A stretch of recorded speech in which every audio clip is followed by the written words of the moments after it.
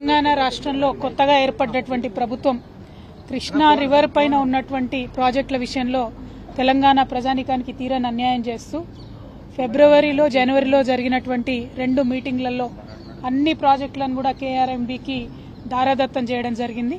మరి ఆ పాపాలను ప్రక్షాళన చేసుకోవాలంటే కేవలం అసెంబ్లీ ఒక్కటే ప్రభుత్వం ముందున్నటువంటి మార్గము.